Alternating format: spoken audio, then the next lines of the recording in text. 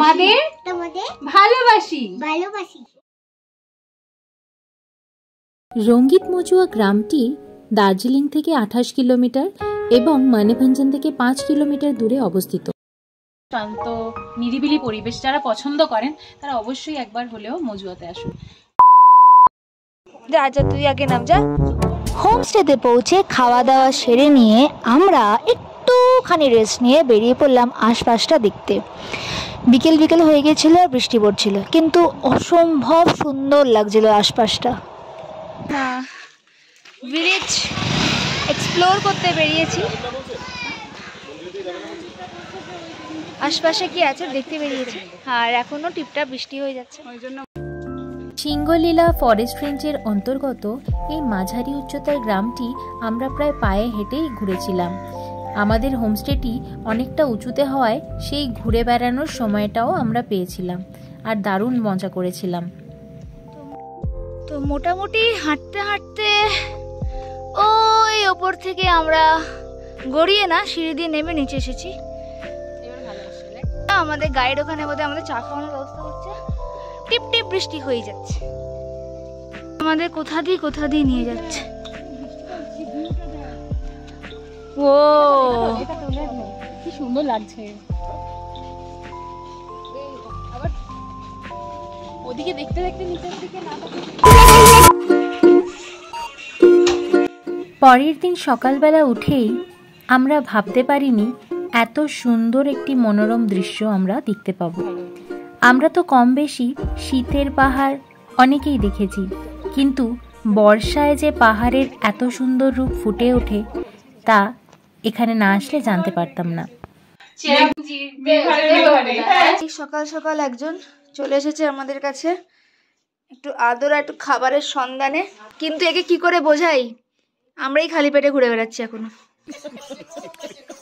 Good morning, চা নিয়ে বসে গেছি। আজ হচ্ছে মাজুয়াতে ডে 2। খুবই ভালো লাগছে, অসাধারণ।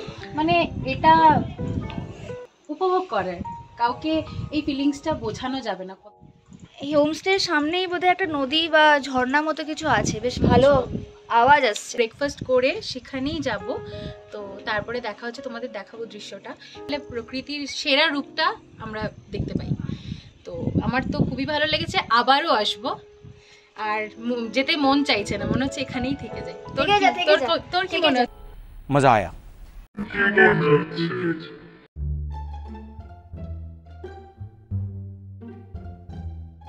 कौन है ये लोग?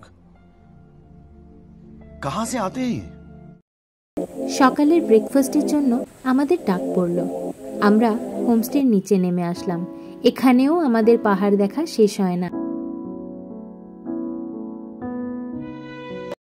তো এই হচ্ছে আমাদের হোমস্টের ভিউ। ফাইনালি মোটামুটি ভাবে একটুখানি মেঘটা কেটেছে, আর দেখো জাস্ট পাহাড়ের লেয়ারগুলো দেখা যাচ্ছে। মেঘ করেছে, মেঘটা পুরো ঢেকে দিচ্ছে আবার আসছে। আর এটা হচ্ছে আমাদের হোমস্টে, চতুর্দিক খোলামেলা। হোমস্টে একজন গাইডও দাঁড়িয়ে রয়েছে, সব দিকে ওরা নজরে রাখছে আমাদের কোনো অসুবিধা হচ্ছে কিনা। হ্যাঁ, এগুলো আমরা এক্সপ্লোরই করিনি রে। এই যে এদিকে, ওয়াও, ওইদিকে দেখ। আর এই আমাদের ছোট্ট একটা মিষ্টি হোমস্টে, এত সুন্দর সাজানো। আবার মেঘগুলো আসছে, কি সুন্দর লাগছে দেখতে। দেখুন আপনারা, গোলাপ ফুলের মাঝে গাঁদা। মায়াল লেপচা বলেছে, আমার নাম Mayal Lepcha. Clap clap clap clap clap বলো, আমি তোমাদের ভালোবাসি।